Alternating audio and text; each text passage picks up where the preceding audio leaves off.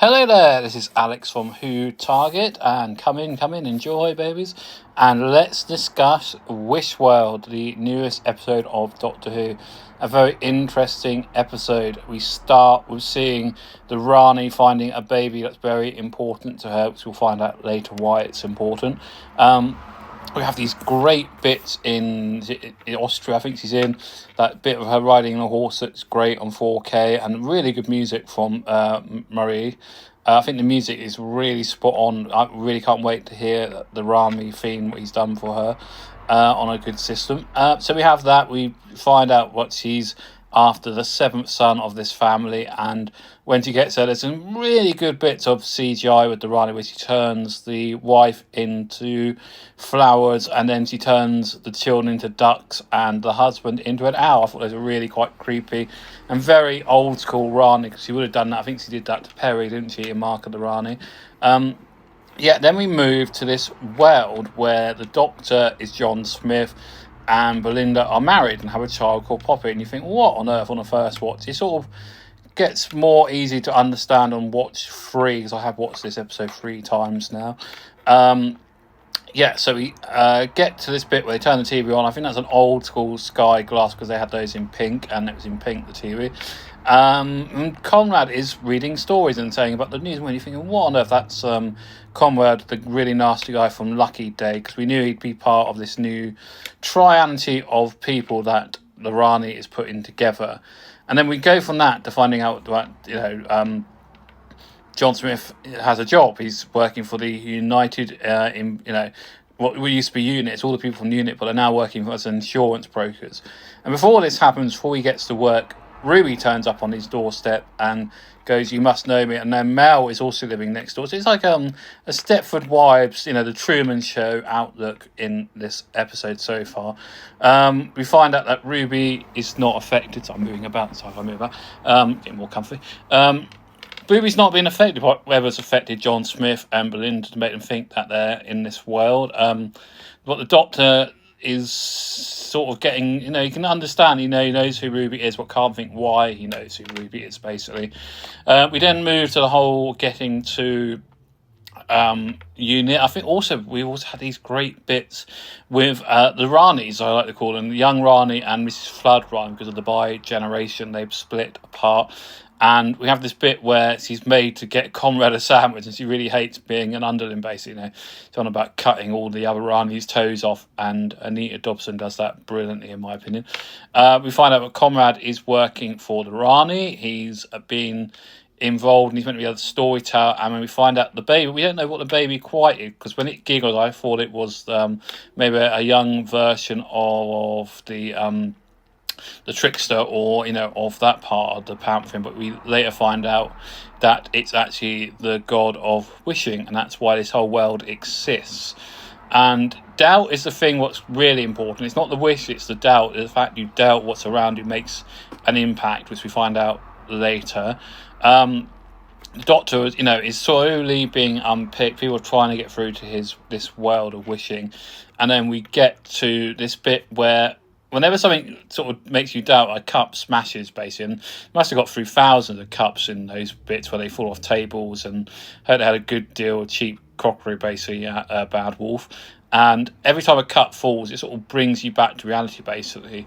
And the Doctor is sort of shown this by another really good bit, Rogue. And because I didn't say AD, I really thought it was Captain Jack for a minute, but it's actually Rogue saying that to the Doctor.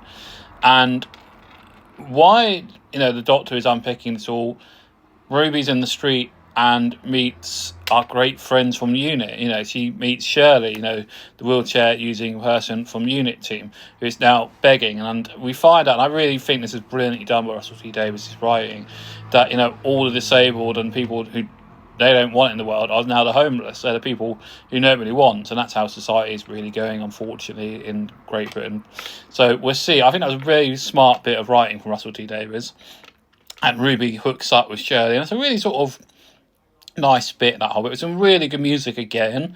This is really annoying, because this episode would have got a 10. It was so close to getting a 10, unfortunately.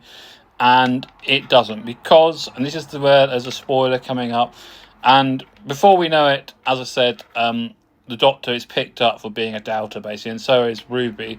Not Ruby. Yeah, I don't think she's been picked up. I think she's going to be. I mean, Belle has been picked up. Verinda's been picked up, and yeah, it's all brilliantly done because her character is falling apart as well around the Doctor in the whole of this episode, and you finally get to meet her mum and her grandma. They're brilliantly played by some interesting actors.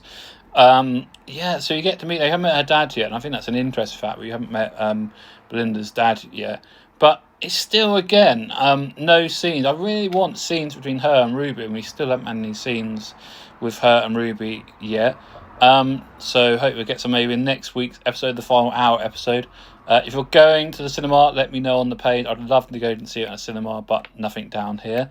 And yeah, so we get to seeing the fortress of, the Rani. It's this big thing made out of a dead animal. They call it the Bone Palace. I don't know what's going on there. Because you do have this other mystery, these sort of things that look like dinosaurs that are sort of not in reality and out of reality. I don't know if he's powering her bone factory off them. I'm not too sure. That wasn't really explained this week, which is a downside because they were quite scary. Nice bass drops on my system, so it was a good thing. So the Doctor gets to the Bone Palace. The Rani and Mrs. Flood, Rani, persuade him because he hasn't remembered everything, and by the end of this bit he does. And there's this great bit where we find out, were they lovers or are they family? There's this great bit when the new Rani dances with the Doctor, and that bit's really well done. Music again, and beautiful sets when he described the set. And then we get to the end bit and we find out that it's the doubt they're bothered by, not the actual people, it's the doubt. And if a Time Lord doubts, what would that do? And we find out, spoiler alert, because I think this is terrible and I really don't think it's needed, that we're bringing back Omegon. We're bringing back the First Lord of Time, basically, the person who started the whole time thing for the Time Lord, by setting up a cellar with Rassilon through the black hole. If you've seen the Three Doctors, you'll know what I'm talking about. If you haven't, you'll probably think I'm talking Swahili garbage here, because no explanation who he was is, it's the Lord of Time and it's Omegon, the first Time Lord. If you're new, you're not going to have a clue. Classic Doctor Who people like me and people who watch Doctor Who for the classic era as well, will understand who he is because they've seen Three Doctors and they've seen Arc of Infinity like me. And I seriously recommend going to watch this. I'm hoping that you might get Tales of the TARDIS next week with either the Three Doctors or Arc of Infinity, just so people have an idea of who he is, like they did with Sutekh last year. We had Pyramids of Mars, so you knew who Sutekh was before the final big episode. But it's on for an hour and a bit next week. But ratings wise, it's not got a chance this week. It's not got a chance because every week, I didn't know this, it's up against Britain's Got Talent, which is a major big thing on ITV, basically. It's something everybody watches still, so it hasn't got a chance in hell of ratings, in my opinion. But I take my What's Pink, somebody's tweeting about stuff, probably stuff to Doctor Who. So I've loved this episode. I really thought it was a good episode. It had lots of good story. It had good exposition with the Rani at the beginning. This idea of being stuck in a Truman world was really fun and quite funny, with the unit people like Kate Stewart being really nasty and great, really picking up those sort of points her father did when they went to the other world. I'm looking forward to next week because it's going to have payoff, hopefully. We can hope that there's lots of payoff, and we can pray that all these nasty rumours that are going around, that Ncuti's been axed or it's finishing, just get all put to bed. And then we can breathe, and I don't think we're going to get another series to 2027, unfortunately. So we'll have to find other things on the Who Target YouTube channel to discuss, which we will. I'm already planning to do a few more of the original Target books, plus other TV stuff I watch. But it's the joys of the summer where everything goes a little bit slow in the UK and it's more filled with sport. So there we go. So I think it's worth watching. I'm hoping that next week it's going to be even better. It's worth watching for the performances of the person playing the Rani, and I cannot pronounce her now. I'm so sorry about that. I've tried and it just won't flow off my tongue. So the young Rani actress has been everything, things like Bending Like Beckham. She's an amazing actress, and I like the guy playing Conrad. He's very good, very menacing still. I thought that Melissa Gibson was great. Missy Gibson was good as Ruby, having her back. Well, I just wanted more with the two new companions. They still haven't met. So I think overall, I think this episode deserves about an 8 or 9 because it was a good episode. The whole of this series has been 100 times better than season 1.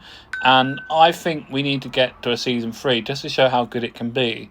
So watch it, enjoy it. If you don't like it, let me know in the comments. And we'll be back with other things this week. So keep the love, people. Bye.